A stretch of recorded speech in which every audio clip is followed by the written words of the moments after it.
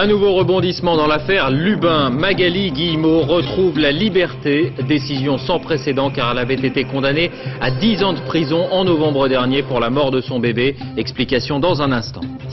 Du mieux sur les routes de France, le nombre d'accidents mortels a baissé au premier semestre, mais le principe du permis à points est de plus en plus contesté 10 ans après sa création. Scandale à l'hôpital, un bain tous les 2 mois, des patients laissés dans leur lit ou attachés au fauteuil des journées entières. Le CHU d'Auray dans le Morbihan serait le théâtre de graves dysfonctionnements. Le chef de service concerné lui-même dénonce le manque de personnel. La bourse, ça n'est plus une baisse, c'est un effondrement, moins 4% aujourd'hui encore à Paris. Pour rétablir la confiance, le gouvernement va proposer une loi de sécurité financière. Objectif, renforcer le contrôle des comptes des entreprises, comme aux États-Unis.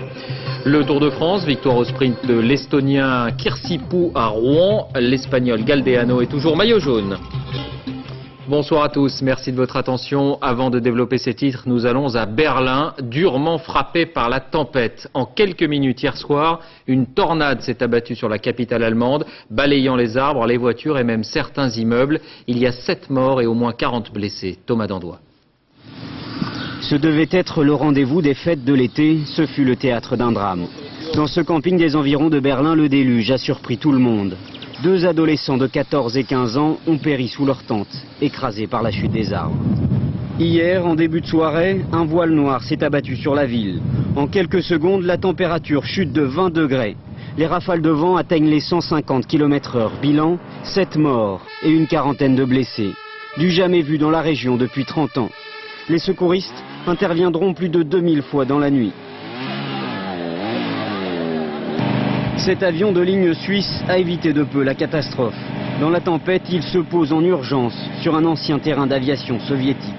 Aujourd'hui, certains quartiers de Berlin sont restés bloqués pendant plusieurs heures et demain, en hommage aux victimes, tous les drapeaux seront en berne sur la ville. En Ukraine, 2 footballeurs ont été tués par la foudre sur un stade du sud-est d'une ville. Du sud-est du pays, lors d'un match de championnat local. Et puis à l'autre bout du monde, au Japon, c'est un typhon qui a touché la côte pacifique. 2 écoliers et 2 personnes âgées ont été emportés. 3 autres sont portés disparus. Les dégâts sont considérables. La vague de mauvais temps avait déjà fait au moins 70 morts en Micronésie et aux Philippines.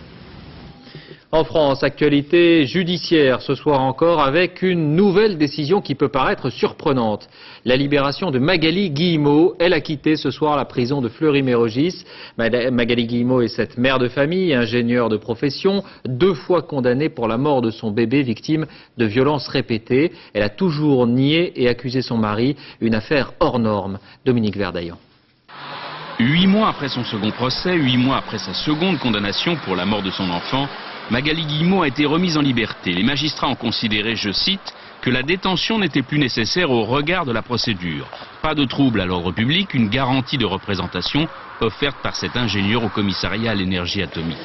Condamnée à 10 ans par un jury populaire, Magali Guillemot est remise en liberté après avoir effectué en tout 2 ans et demi de détention. Vous croyez que c'est bien, vous, alors qu'elle est présumée innocente, de laisser Magali, qui est une ingénieure, ancienne élève de l'école centrale, continuer à moisir en prison et sa présence derrière les barreaux n'est plus nécessaire. En novembre 2000, après 4 jours de procès à Nanterre, Jérôme, le père du petit Lubin, avait été définitivement acquitté. La mère du nourrisson, elle, avait été condamnée à 15 ans de réclusion criminelle. Mais un mois plus tard, en décembre 2000, elle avait déjà bénéficié d'une remise en liberté. 2 décisions exceptionnelles qui troublent l'avocat du père. Ce que je souhaite seulement, c'est que cette nouvelle jurisprudence soit appliquée à d'autres. Et que ce ne soit pas simplement Magali Guillemot qui en bénéficie. Libre, Magali Guillemot attend donc désormais l'examen de son pourvoi en cassation, une décision qui n'interviendra pas avant la fin de l'année. Autre dossier criminel, c'est désormais une certitude. On en sait un peu plus sur les circonstances de la mort de Patricia Leclerc, cette jeune fille de 19 ans, découverte morte lundi dans la Somme, près de Péronne. L'autopsie a permis d'établir qu'elle avait été volontairement écrasée par une voiture après avoir été vraisemblablement victime d'une agression sexuelle. Impossible de dire avec certitude en revanche si elle a été violée. Sur place, les habitants évoquent, vous le savez, l'hypothèse d'un tueur. C'est à Péronne qu'une jeune banquière avait été tuée il y a 6 mois. Retour aussi sur l'arrestation des 2 hommes qui ont avoué avoir lancé un extincteur sur l'autoroute A5, tuant un automobiliste. Là aussi, l'enquête a progressé. À leur grande surprise, les policiers ont établi qu'il y avait eu préméditation. Aurélia Guillemin, Alexandre Decuit. Il y a 3 semaines, dans ce centre pour handicapés physiques, on fêtait la fin de l'année scolaire. Mais la fête a laissé un goût amer. Bien, voilà l'emplacement où était l'extincteur qui a disparu et qui a servi aux jeunes. Nous avons constaté le lundi matin, en même temps d'ailleurs que les gendarmes venaient nous en informer, que les extincteurs avaient disparu dans la nuit on a supposé dans la nuit du samedi au dimanche. 2 anciens pensionnaires de l'institution invités à la fête s'étaient emparés de 2 extincteurs du même type que celui-ci. Le premier est jeté dans cet étang à l'arrière du centre. L'autre, projeté de ce pont de l'autoroute A5, 12,5 kg visant directement les automobilistes. Ils reconnaissent l'un et l'autre, c'est bien attaché à faire disparaître toute trace sur l'extincteur. Ils avaient un chiffon avec lequel ils ont essuyé consciencieusement l'extincteur. Ils avaient pris soin aussi, quand ils sont allés se poster sur le pont qui surplombait l'autoroute, de faire attention à ne pas être vus par des témoins, mettre le véhicule de façon à ce qu'il puisse prendre rapidement la fuite. Tout cela effectivement indique que l'action était à la fois concertée et bien déterminée. Les 2 hommes, âgés de 29 ans, tous 2 handicapés physiques, ont parlé d'un défi qu'ils s'étaient lancé. Un défi qui a coûté la vie à un père de famille de 42 ans. Depuis hier soir, ils sont incarcérés pour homicide volontaire. Voilà qui nous amène à la sécurité routière à la veille d'un des week-ends les plus chargés de l'année. D'abord, ces chiffres encourageants. Le nombre d'accidents a baissé de 9,7% au premier semestre par rapport à la même période en 2001 pour les accidents corporels. En revanche, le nombre de tués est resté stable. Ce mois de juin 2002 marque par ailleurs les 10 ans de l'entrée en vigueur du permis à points, un système en fait de plus en plus contesté. Isabelle Quintard, Arnaud Wust. Salia a plus de 20 ans de permis de conduire derrière elle. Elle est une automobiliste confirmée, habituée à la route, peut-être trop. Il y a un an, un stop non marqué a bien failli lui coûter son permis. Elle a eu le choix, le tribunal, l'amende, le retrait de 4 points ou bien un stage de la prévention routière. Elle a choisi le stage sans conviction. Oh, sincèrement, je me dis que je vais un petit peu perdre ma journée. Mais une fois à l'intérieur, quelques chiffres choquent. L'obligation de réfléchir aux conséquences de ses actes ont modifié l'état d'esprit de ces stagiaires. On se dit quand même c'est un stage qui est très intéressant et puis c'est une chance quand même qu'on nous donne. On se culpabilise pas plus, mais je crois qu'on réfléchit. On lève le pied mentalement comme physiquement. On considère les choses tout à fait autrement. On n'est pas systématiquement le fruit d'une injustice ou d'un mauvais hasard. Une sagesse retrouvée, mais pour combien de temps? Le permis à points fête ses 10 ans et l'augmentation constante du nombre de morts sur les routes ne plaide pas vraiment en sa faveur. À l'année, donc, ça nous fait 7643 tués. Effectivement, est-ce que d'enlever des points, c'est positif? J'en doute. Par contre, si on mettait un permis à points positif pour les jeunes conducteurs, c'est-à-dire qu'on leur donnerait un nombre de points minimum qui augmenterait au fur et à mesure de la bonne conduite, je pense que ce serait plus efficace. Des aménagements, le permis à points en a déjà connu plusieurs depuis ses débuts, pour une efficacité qui reste encore à prouver. Toujours à propos de transport, depuis des années on l'a dit et redit, 2 éléments sont à l'origine d'une majorité d'accidents, la vitesse et l'alcool. Alors comment réagissent ceux qui ont été pris en flagrant délit de conduite en état d'ivresse? Fanny Auvergne et Thierry Breton ont suivi une journée d'audience au tribunal d'Évry. C'est une audience ordinaire au tribunal d'Évry, celle de l'alcool au volant. 25 chauffards comparaissent accueillis par la procureure. Je ne veux pas entendre, j'ai pas eu de chance d'être contrôlé ce jour-là. Si, mesdames et messieurs, vous avez eu de la chance. Tous avaient de bonnes raisons d'avoir bu ce jour-là. J'ai fait une bêtise, j'étais extrêmement déprimée le jour où ça m'est arrivé. Et je me suis réfugiée dans l'alcool. Ces arguments, ils sont futiles, ils sont mesquins, ils sont sans aucune valeur. Aucun chauffeur n'a provoqué d'accident mortel, mais tous sont sanctionnés.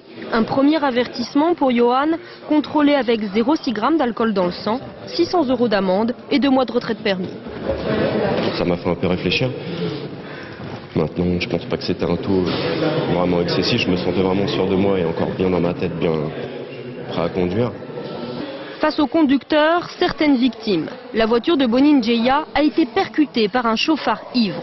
Les 2000 € de dommages et intérêts ne suffisent pas. Le problème qui se pose, ce n'est pas le problème d'argent, parce que j'ai la capacité de travailler. Mais le problème, c'est qu'il faut que ces gens-là qu'on puisse les punir lourdement. Pour certains avocats, la solution doit être radicale. Il faudrait être moins tolérant au niveau du taux d'alcoolémie, c'est-à-dire de tolérance zéro, on ne boit pas du tout. Et puis voilà. Un appel entendu pour une fois ce jour-là. 4 conducteurs récidivistes ont été condamnés à de la prison ferme. Les départs en vacances, il fallait être patient aujourd'hui encore à Orly, où la grève du zèle des agents de sûreté a provoqué des retards de 30 minutes en moyenne. L'aviation civile annonce le renfort d'une centaine d'agents ce week-end. Pas de problème en revanche ailleurs en France, y compris à Roissy. Demain, début des négociations sur les postes et les salaires.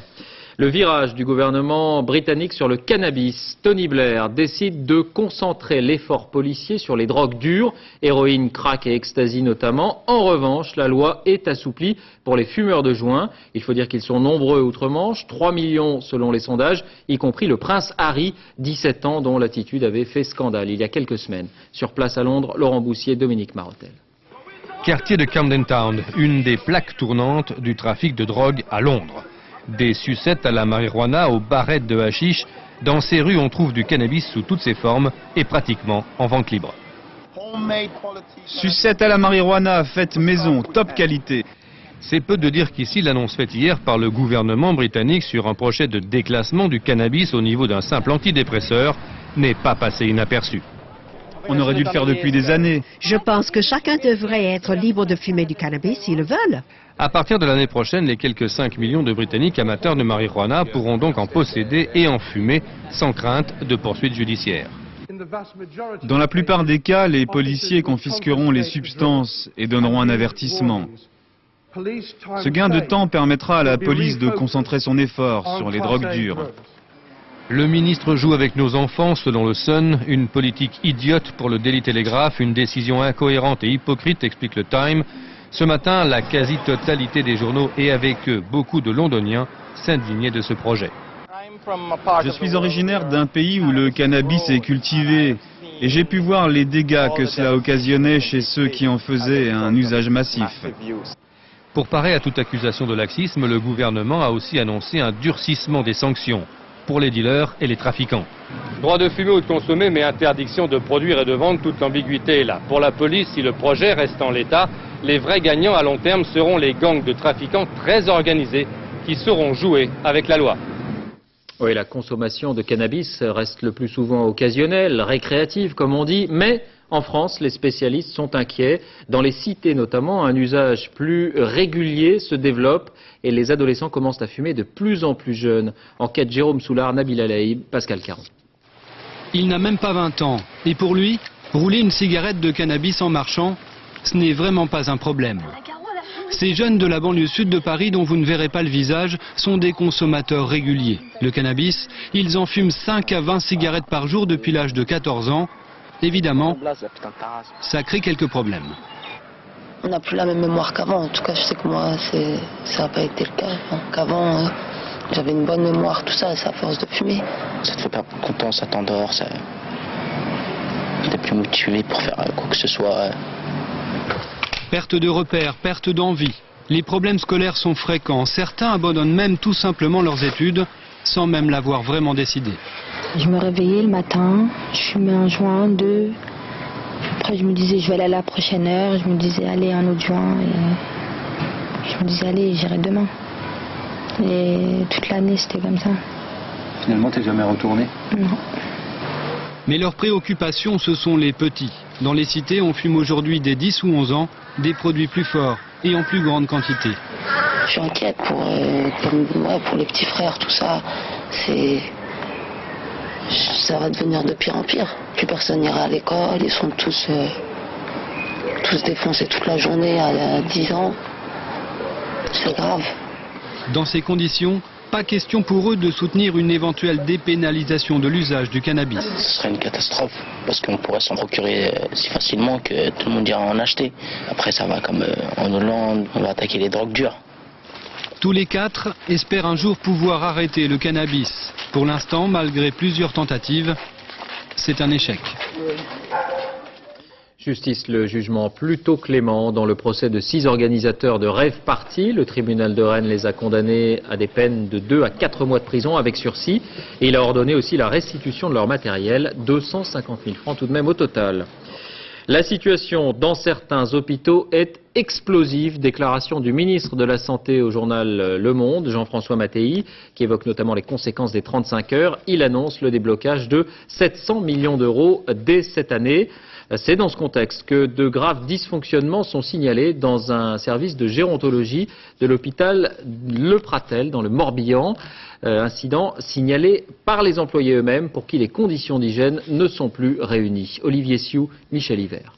Ce n'est pas un mouroir, juste un service hospitalier de gériatrie, sans doute ordinaire, terrible même dans sa banalité, avec ces personnes âgées en fin de vie et de plus en plus souvent totalement dépendantes. Ce sont des personnes qui sont littéralement grabataires, alors qu'auparavant, quand j'ai commencé dans l'établissement, nous avions un quart simplement de personnes qui étaient grabataires. Là, on en est à plus de la moitié. Pourtant, des familles se plaignent aujourd'hui des conditions de vie de leurs proches. Un bain tous les 2 mois, des patients laissés dans leur lit le dimanche, voire attachés, faute de personnel. Vous savez, quand on arrive en bas de l'immeuble pour monter, qu'on entend « Au secours, venez à moi !» Ben, on est un peu renversé. Hein. La situation indigne le maire qui a démissionné de la vice-présidence de l'hôpital. J'étais un peu surpris d'apprendre que les personnes âgées, faute de moyens personnels, restaient entre 8 et 10 semaines sans shampoing ou sans bain. J'ai ma mère qui a 88 ans passé du mois de mai, je peux vous dire que ça me fait peur de vieillir, Mais de l'avis même des familles, ce n'est pas le personnel qui est en cause, mais le manque de moyens. Un personnel qui s'explique, chiffres à l'appui. On est une infirmière par 30 pensionnaires, en fait, et aides-soignantes, elles sont que 2, en fait. Hein. Donc c'est bien en dessous de ce qu'il faudrait. La direction annonce bien un renforcement des effectifs, mais qui ne suffira pas. Pourtant, la gériatrie, c'est un peu l'arbre qui cache la forêt. Ici, la plupart des services sont touchés par la pénurie, voire menacés de fermeture, comme dans beaucoup de petits hôpitaux. Le retard du TGV Est, sa mise en service était prévue en août 2006. Il faudra attendre 1 an de plus. Rallongement des délais, rallongement du budget aussi. On parle d'un surcoût de 10% et personne, pour l'instant, n'est vraiment décidé à payer. À Strasbourg, Christine Boss, Sylvain Gauthier. On l'attendait pour 2006. Finalement, le TGV Est n'arrivera en gare de Strasbourg qu'en août 2007, si tout va bien. Nous, en Alsace, c'est vrai qu'on est toujours un peu... je dirais la 5e roue du carrosse, parce que est-ce qu'on n'est peut-être pas assez virulent au niveau de nos politiques? Je ne sais pas. Je constate qu'il y a des TGV sur toutes les destinations en France, sauf en Alsace. Et c'est vraiment regrettable. Les trains sont peut-être à l'heure, mais les travaux très rarement. Car le plus grand chantier d'Europe s'annonce plus complexe que prévu. Problème d'insertion de la ligne à grande vitesse dans son environnement, problème géotechnique, d'où ce retard, et un surcoût de 10% annoncé par le comité de pilotage du TGV Est, qui déplore également des appels d'offres sans réponse. C'est aujourd'hui des appels d'offres malheureusement infructueux, ce que nous regrettons vivement, qui nous imposent de relancer les appels d'offres pour essayer d'obtenir des prix plus conformes à nos estimations.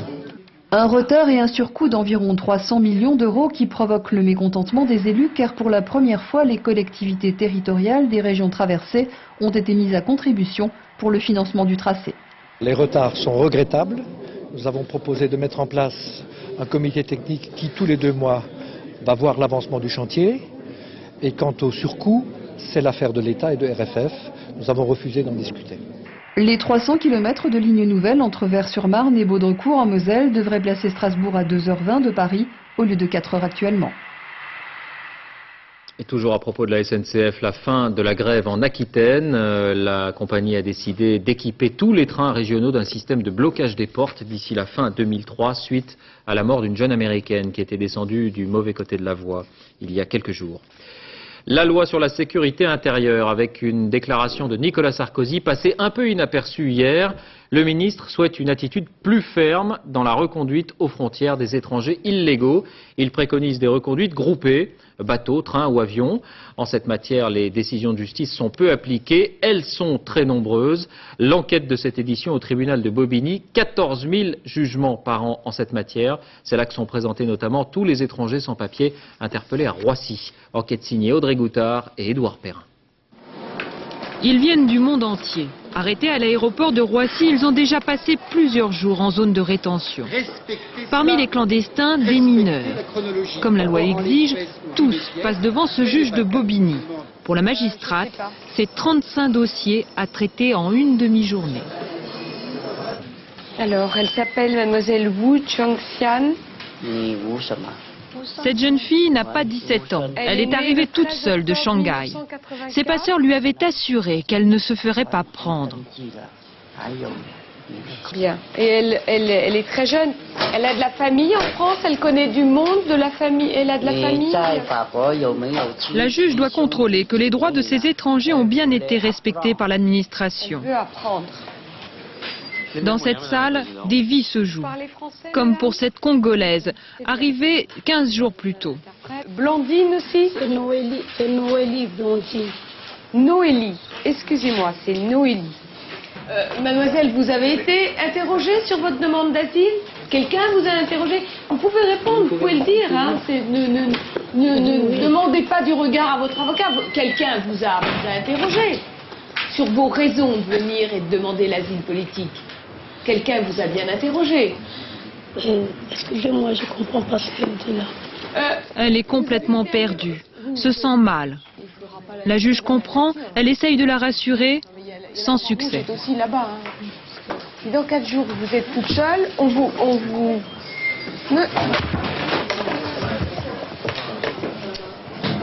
Clandestine, elle n'a quasiment aucune chance d'obtenir le droit de rester en France.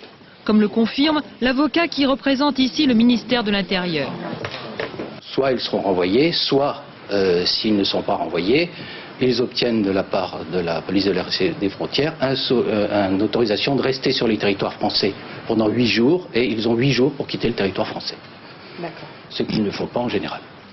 Pour lui, ce sera l'expulsion. Et ensuite... donc vous êtes décidé à partir? Il n'y a pas le choix. Comment? Je n'ai pas le choix. Vous n'avez pas le choix, vous avez, hélas, oui. C'est terrible d'essayer de leur dire non monsieur, c'est fini, votre demande d'asile a été rejetée, il faut repartir. Et ils disent non, je ne veux pas repartir, je suis là, j'y reste. Comment leur faire comprendre, ça c'est terrible. Pour les avocats, généralement commis d'office, ce n'est pas plus simple. On n'a pratiquement pas le temps de les voir, de les entendre, de les écouter. On ne sait pas s'ils parlent la langue qui est décrite dans le procès-verbal, on ne sait rien d'eux. Venez avec nous. Parfois, les avocats gagnent. La juge a libéré ces hommes pour vice de procédure. Mais ils restent clandestins le temps d'une hypothétique régularisation. Des proies idéales pour des filières clandestines. À propos de situation irrégulière, nous évoquions récemment le cas de ce candidat au bac de nationalité togolaise. Tout son lycée s'était mobilisé pour qu'il puisse passer les épreuves. Eh bien, c'est chose faite. Serge Tovor a obtenu son bac, mais pas ses papiers. Karine Komadzi, Joseph Bachtik. Serge pensait, après le bac, la Sorbonne. Son rêve s'arrêtera ici, devant les grilles. Pas de papier français, pas d'inscription à l'université.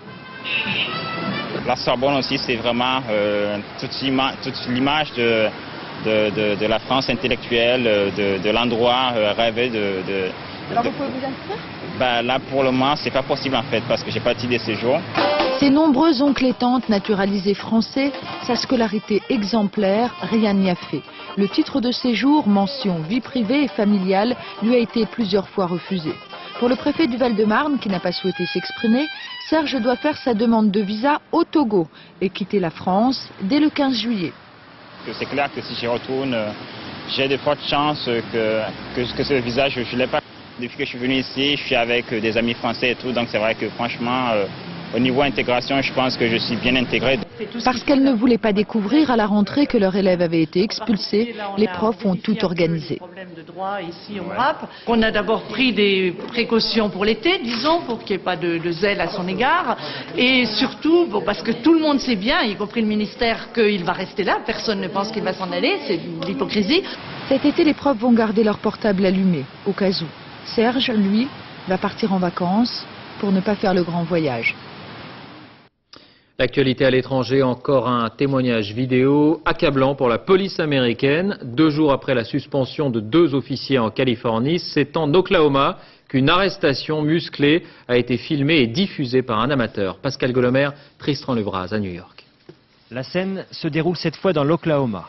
Le policier interpelle Donald Pitt, qui avait invité une prostituée à monter dans sa voiture, avec dans sa poche de la marijuana. Le témoin qui filme, c'est celui qui a prévenu la police quelques minutes plus tôt. Il s'est fait une spécialité de ce type de dénonciation. Mais il ne s'attendait pas à une arrestation aussi musclée. 24 coups de matraque, 16 coups de genou en 5 minutes. Les deux agents disent n'avoir fait qu'appliquer le règlement face à un homme qui résiste. Le FBI mènera tout de même sa propre enquête, au moment où une autre affaire prend de l'ampleur près de Los Angeles, l'affaire Jackson. Ce jeune noir de 16 ans a porté plainte contre les policiers qui l'ont frappé samedi dernier. Ces images sont diffusées sur toutes les télévisions américaines depuis 2 jours. L'un des policiers a été suspendu. Ses supérieurs tentent depuis de justifier le tabassage. Le suspect s'est précipité sur l'agent de police. Une empoignade s'en est suivie et le suspect et le policier se sont retrouvés au sol. Selon les avocats du jeune garçon, les juges n'auront aucun mal à prouver que cette violence était injustifiée. Justice, c'est ce que réclame la communauté noire de la ville, c'est ce que demandent aussi les autorités et les élus à travers tout le pays. Ce type de comportement est inadmissible aux États-Unis, et particulièrement dans ma ville. Car tout le monde se souvient de ces images. Les policiers tabassant Rodney King, c'était il y a 10 ans à Los Angeles. Ils avaient été acquittés. Les émeutes avaient aussitôt éclaté. Elles avaient fait 54 morts et 2000 blessés. Aux États-Unis toujours, les militants anti-avortement ne baissent pas les bras. Dernière méthode utilisée, les groupes opposés à l'IVG ont décidé de photographier les femmes à leur entrée en clinique pour les dénoncer ensuite sur Internet. Claude Samper. On connaissait jusque-là la virulence des mouvements anti-avortement aux États-Unis, leurs manifestations de protestation devant les hôpitaux. À Denver, au Colorado, ces mouvements anti-avortement utilisent dorénavant une nouvelle arme, la photographie. Chaque femme qui vient se faire avorter est photographiée sous toutes les coutures et les images sont diffusées sur des sites Internet. Le fait est qu'en tant que journalistes, nous avons le devoir de dénoncer tous les massacres d'êtres humains. Cette diffusion sur Internet provoque évidemment une sérieuse polémique. La totalité des mouvements pour l'avortement en dénonce le danger. Il existe déjà une frange d'idiots prêts à tuer les médecins qui font les avortements. Ils pourraient bien décider maintenant d'attaquer les patientes. Pour se protéger des photographes, les candidates à l'avortement se rendent désormais à l'hôpital abritées par des parapluies. Elles ont pour l'heure décidé de poursuivre ces sites Internet en justice. Le Proche-Orient, l'armée israélienne poursuit l'occupation de 7 des 8 villes palestiniennes de Cisjordanie. Un des chefs de la garde personnelle de Yasser Arafat a été arrêté aujourd'hui près de Ramallah. Par ailleurs, ce que les Israéliens appellent les implantations et que les Palestiniens dénoncent comme la colonisation continue. Voici l'exemple à Gaza de nouvelles constructions qui accueillent notamment des immigrants fraîchement arrivés en Israël, parmi eux des Français. Sur place, Charles Anderlin. Il y a seulement quelques jours, ils habitaient encore Paris. Aujourd'hui, David Saban et sa famille entament une nouvelle vie à Gush Katif, l'implantation israélienne dans le sud de la bande de Gaza. Le lendemain de son arrivée, des échanges de tirs se déroulaient non loin de sa maison. Il tirait là-bas, moi j'étais là en train de boire un verre. Qu'est-ce que j'ai ressenti? J'ai rien ressenti. Et paradoxalement, David Saban se sent plus en sécurité à Gaza qu'en France. Ici, la sécurité, quand on a un problème, on leur dit on a un problème, la sécurité est là. Elle est là pour nous protéger. Là-bas, non. De l'autre côté des barbelés qui entourent Gush Katif, vivent près d'1,5 million de Palestiniens sur 200 km². C'est la densité démographique la plus élevée au monde. Et malgré cette réalité, au cours de l'année écoulée, 244 familles sont venues rejoindre les 7000 colons israéliens déjà installés dans les implantations de Gaza en plein essor. Le groupe des originaires de France s'agrandit au fil des mois grâce à l'initiative de Yossi Ben Avraham. Il a créé un site internet destiné à promouvoir l'immigration. Il y a maintenant depuis 1 an qu'il est créé, plus de 120 000 personnes qui se connectent sur ce site-là. Et tous les jours, on reçoit à peu près 2000 emails que pour la Kvoutsa des Gush Katif, que pour le groupe Alia Katif. Les colons de Gaza sont persuadés que jamais un gouvernement israélien ne décidera de les évacuer.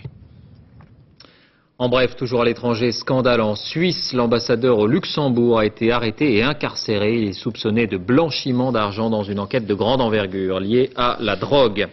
Économie en France, comme un peu partout ailleurs, rien ne va plus à la bourse. Nouvelle semaine noire pour les 7 millions de petits actionnaires. Moins 4% aujourd'hui encore pour le CAC 40, les 40 plus grandes valeurs sur la place de Paris. Comme aux États-Unis, le gouvernement annonce de nouveaux modes de contrôle sur les comptes des sociétés pour tenter de rétablir la confiance. Martin Gouès.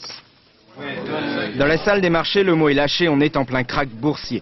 La bourse de Paris a encore chuté aujourd'hui, moins 3,95%. Nouveauté, les valeurs des nouvelles technologies et des télécoms ne sont plus les seules touchées, tous les secteurs souffrent. Péchinet, Peugeot ou bien encore AXA ont vu leur cours dégringoler. Dépassés par les événements, les investisseurs parlent de crise de confiance. Après la série de scandales, type Enron aux États-Unis ou Vivendi en France, ils se posent des questions sur la valeur réelle des grandes entreprises. C'est pour redonner confiance à ces marchés que Francis Maire annonce ce soir une loi de sécurité financière. Réunir la commission des opérations de bourse et le conseil des marchés financiers, c'est-à-dire un seul gendarme boursier avec des pouvoirs renforcés pour la place de Paris. En attendant, la déprime touche toutes les places européennes. Elles sont au plus bas depuis 9 mois. Paris, de son côté, a perdu 23% depuis le début de l'année. Économie toujours avec un anniversaire, la carte bancaire souffle ce mois-ci ses 10 bougies. C'est en effet en juillet 92 que la puce a été adoptée par toutes les banques. Qui s'en souvient aujourd'hui alors qu'on compte 44 millions de cartes bancaires pour 60 millions d'habitants et que, par exemple, nous effectuons 4 millions de retraits d'argent chaque jour. David Boéry, Laurent Hainaut. La séance de shopping commence toujours par du lèche-vitrine. Quelques coups d'œil d'experts pour repérer les bonnes affaires. Et quand elle finit par céder à une tentation, Sophie utilise toujours le même outil, sa carte bancaire. Elle ne s'en sépare jamais, même pour un simple ravitaillement avec un sandwich à 5,40 €. Quel que soit le montant, Sophie a l'habitude de régler systématiquement tous ses achats par carte. J'ai extrêmement peu de liquide, je dois avoir quelques euros, vous voyez, pour vraiment 2-3 bricoles, et sinon je paye tout par carte bleue. Par exemple, j'ai pris de l'essence pour mon scooter, c'était 7 €, voilà, j'ai payé par carte bleue. En 10 ans, la carte à puce s'est imposée presque partout. 38,77. Aujourd'hui, 3 Français sur 4 en possèdent une. Seuls quelques irréductibles résistent encore. Vous avez une carte bancaire ? Non. Ah bon? Ah non. Et pourquoi? Parce que moi, je signe, je fais des chèques. On n'a pas de carte. On est des anciens, on n'a pas de carte. Je n'ai pas l'utilisation, c'est pas que ça me fait peur. Je trouve que c'est un risque en plus à prendre. Pourtant, l'utilisation de la puce avec un code confidentiel a permis de diviser par 10 la fraude sur les cartes bancaires. Une nouvelle technologie française, testée dès 1982. À l'époque, c'est une première mondiale. Et voici la carte qui a servi à la toute première transaction. Carte de test numéro 001. Depuis 1992, la puce s'est généralisée en France. Elle sera bientôt adoptée par d'autres pays. D'ici quelques années, Sophie pourra tranquillement taper son code dans les magasins partout en Europe. Santé, une étude américaine sur les produits de beauté, parfums, crèmes ou déodorants. De nombreux cosmétiques contiennent des phtalates, ce produit chimique dangereux pour la santé et notamment pour la fertilité. L'étude émane de 3 organisations américaines de défense de l'environnement. Claudine Gilbert, Roger Mathurin. Parfums, déodorants et gel pour cheveux ont un point commun. La plupart, y compris parmi les produits haut de gamme, contiennent des phtalates. Selon une étude américaine, ces produits chimiques industriels issus du benzène seraient dangereux pour la santé des consommateurs. Les phtalates sont susceptibles de pénétrer par la peau et d'entrer dans l'organisme de manière ensuite à aller provoquer des atteintes du foie, des testicules ou de la fertilité. Ça, c'est des choses qui sont connues et expérimentées. Ce sont des effets reconnus sur l'animal et pour lesquels on n'a aucune donnée, aucun constat possible sur l'homme actuellement. Un risque mal connu. Pourtant, il y a 3 ans, l'Union européenne interdisait les phtalates dans les jouets pour les jeunes enfants. Mais ces substances sont toujours utilisées dans des centaines de produits comme les revêtements de sol ou les vêtements de pluie. les consommateurs commencent à demander des comptes. Nous souhaitons la mise en place d'une étude globale des risques, pas sur une seule catégorie de produits, mais sur tous ceux qui contiennent des phtalates. Et bien sûr, une évaluation des effets sur la santé. Dès septembre prochain, les experts scientifiques de la Commission européenne devraient classer certains phtalates comme produits dangereux pour la fertilité et la reproduction. Un premier pas avant une possible interdiction. L'ouverture d'une enquête préliminaire dans l'affaire de la listeria en Alsace, les premiers éléments semblent montrer que les dirigeants de l'usine de charcuterie Stoffler, fermée la semaine dernière, étaient au courant de la contamination de leurs produits par la listeria depuis plusieurs jours au moins. Les vacances et les conséquences du mauvais temps, nous mangeons peu de fruits d'été, pêche, abricots par exemple, d'où la déprime des producteurs, concurrencés de plus, comme chaque année, par la production espagnole. À Moulès, dans les Bouches-du-Rhône, Caroline Gauthier, Elisabeth Esley. Pour Jean-Pierre Cardigli, la campagne des melons a débuté mi-avril. 2 hectares de serre et un ramassage tous les jours pour alimenter les marchés de Château-Renard et de Cavaillon. Une saison en dents de scie, presque sur sa fin. C'est toujours une question aussi de prix, quoi. Tant qu'ils se vendent, on essaye de les mener un peu plus loin, de les soigner. Mais disons que bon, ramasser du melon à 30 centimes d'euros, c'est pas rentable, quoi. C'est pas possible. Sur ce produit-là, l'année 2002 ne s'annoncerait pas mauvaise, mais la vente des fruits et légumes obéit à un baromètre capricieux, une forte sensibilité à la concurrence étrangère et à la météo. On commercialise pas mal à partir de la vallée du Rhône, à partir de Lyon, Saint-Étienne jusqu'à Paris. Et si là-haut il fait pas beau, la consommation elle baisse, forcément la demande elle est moins forte que l'offre. Donc les prix sont en chute. Confirmation ces derniers jours, à Rungis, premier marché mondial de l'alimentation en gros, les fruits de saison n'ont décidément pas la cote. Compte tenu du temps, les fruits à noyaux se vendent moins bien. On peut noter une baisse de chiffre environ de tonnage, clairement, de 15 à 20%. Et je dirais, dans le melon, il est de l'ordre de 30%. Et ce qui, de l'autre côté, incite, je dirais, beaucoup plus à une vente, on va dire, dans les pommes ou dans les agrumes. Un comble à la mi-juillet. Pour les producteurs de pêche, abricots et autres melons, cette saison, certes mal entamée, pourrait encore repartir, à condition que le ciel les entende. Une nouvelle noyade dans une piscine, cette fois dans un camping à la Forêt-Fouesnant dans le Finistère. Il s'agit d'une fillette de 3 ans. Elle séjournait là-bas avec ses grands-parents. Que faire contre les risques d'accident? On évoquait ici même il y a peu un système de caméras. À Nîmes, une association propose un stage aux tout petits. Laurent dit, Françoise Mazou. Allez Lola, allez, ta tête dans l'eau. Super. Familiariser les enfants en milieu aquatique, pour l'association Sauve qui veut, c'est l'un des meilleurs moyens d'éviter le drame que représente une noyade. Les grands apprennent à nager, mais pour les plus petits, les fondamentaux sont plus simples. Sortir la tête de l'eau, ouvrir les yeux, se situer par rapport à l'espace où elles sont. Essayer de regagner le bord tout seul, c'est-à-dire être autonome, sans matériel et sans aide extérieure dans l'eau. D'autres solutions existent bien sûr pour prévenir les risques. Des volets roulants peuvent être installés ou des barrières posées. Mais cela ne suffit pas encore. Ils sont plus ou moins efficaces, mais un jour ou l'autre, ils vont être pris en défaut. Que ce soit les barrières, parce qu'un jour, on va laisser la porte ouverte, les alarmes, parce qu'un jour, on ne va plus y prêter attention. Donc vraiment, le seul moyen, c'est la surveillance. Et quand on est responsable d'un enfant, eh ben, on doit le surveiller. Car malheureusement, il suffit d'un très court instant d'inattention pour que l'enfant soit en danger. Jean-Sylvain, qui a perdu son fils de 3 ans dans ces conditions, constate que personne n'est à l'abri. On avait l'impression d'être des parents très vigilants sur nos enfants. Et il suffit de 1 à 2 minutes pour que l'accident arrive. Et encore une fois, ça n'arrive pas qu'aux autres. Une enquête réalisée l'année dernière par les services d'urgence sur 10 départements à risque donne de précieux renseignements. Les noyades seraient ainsi plus fréquentes le dimanche ou au moment des repas. Alors si malgré tout l'accident se produit, il reste une chose à ne pas oublier, le numéro des urgences, à savoir le 15. La nature, la réintroduction en Haute-Savoie du plus grand rapace d'Europe, le gypaète barbu, surnommé le casseur d'eau. Il a survécu en Corse et dans les Pyrénées, mais il avait complètement disparu des Alpes au début du XXe siècle. Acclimatation apparemment plutôt réussie. Reportage Benoît Gadret, Philippe Évêque. Le voyage a été long. 11 heures de route, depuis Vienne en Autriche, où le rapace âgé de 3 mois est né en captivité. Aujourd'hui, à Ravis, c'est son nom, est un peu la vedette.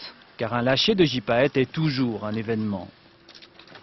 Les jeunes vautours sont donc introduits dans cette combe de Haute-Savoie. Un site choisi pour ses falaises, les gypaètes trouvent là un abri idéal.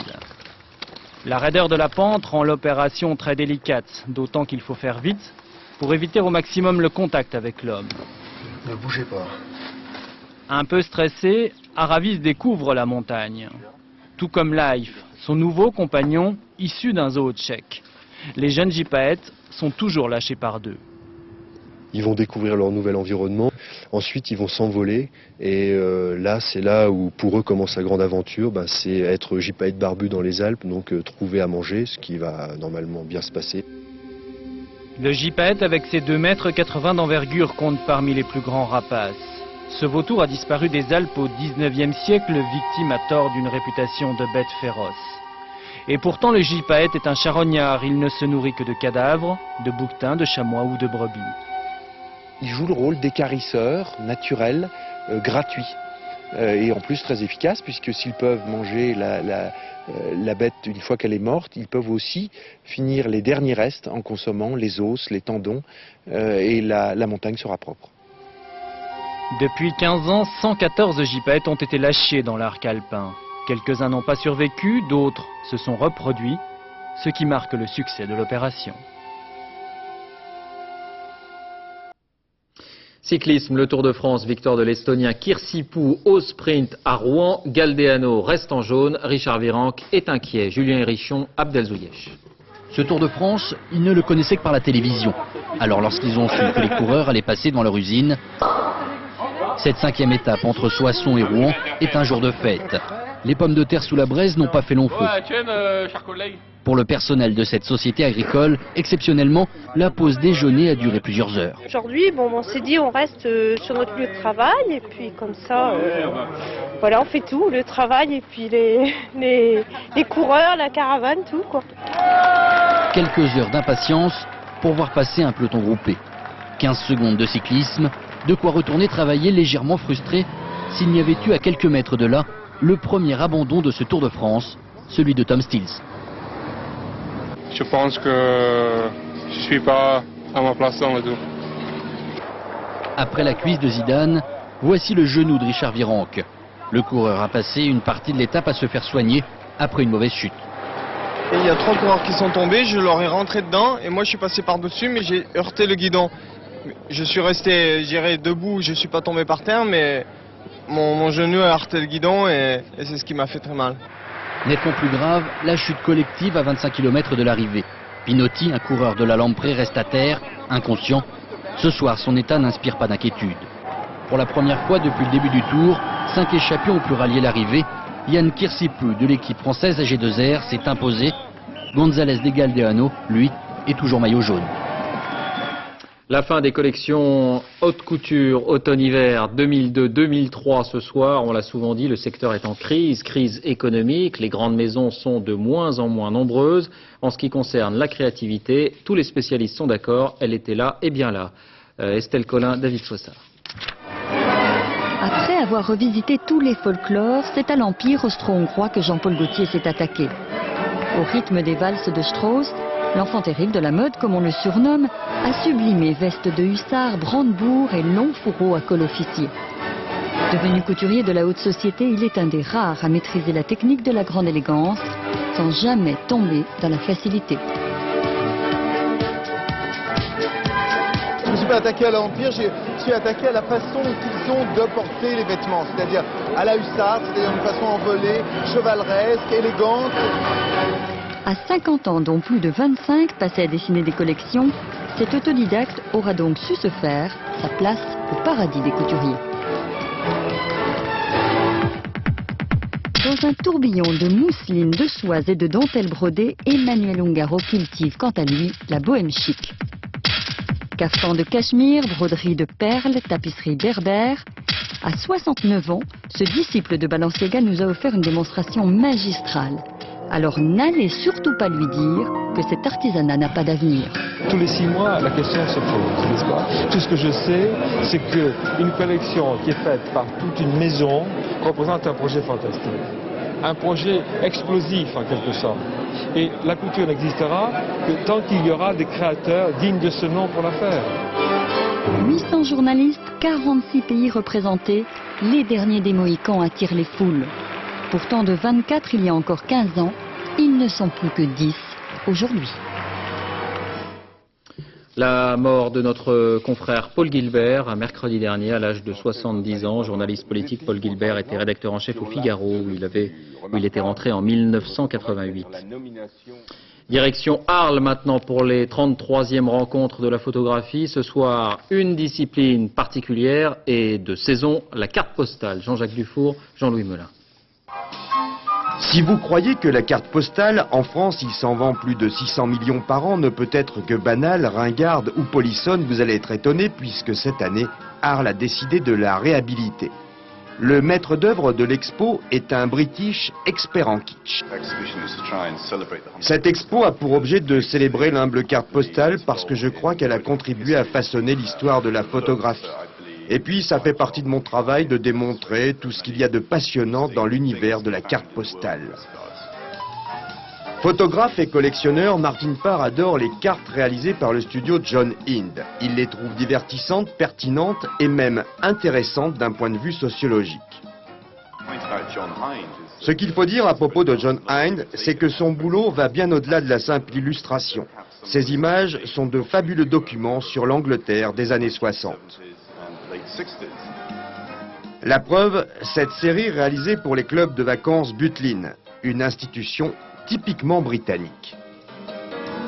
C'est intriguant quand même, hein, ce genre d'images. Vous avez l'impression qu'elles ne sont pas réelles? Pas vraiment. Et pourtant si. Et pourtant si, elles le sont. Il faut dire qu'en Angleterre, il y a bien des choses qui paraissent irréelles. C'est irréel, on ne sait plus où on est. Et c'est fascinant, fascinant. L'autre chose fascinante, c'est que les Anglais achètent 10 fois plus de cartes postales que nous. Sont-ils plus polis, leurs cartes plus jolies? Je ne sais pas, mais je continue d'enquêter. Allez, bon baiser. Bon baiser à vous aussi, c'est la fin de cette édition. Merci de l'avoir suivi. À suivre la météo, Nathalie Riouet, Point Route, Valérie Maurice, l'info sur France de minuit 45, dernier journal. Romuald Bonan, dès 6h30 Télématin. Jeff Wittenberg recevra dans les 4 vérités Jacques Hénard, secrétaire de la jeunesse en plein air. On se quitte avec ces images de vol relatif à 4. C'est une discipline du parachutisme et l'équipe de France vient de battre le record du monde, 42 figures en 35 secondes. C'était dans le Gard. Très bonnes vacances. C'est Antoine Cormeric que vous retrouverez à cette même place dès lundi. À bientôt.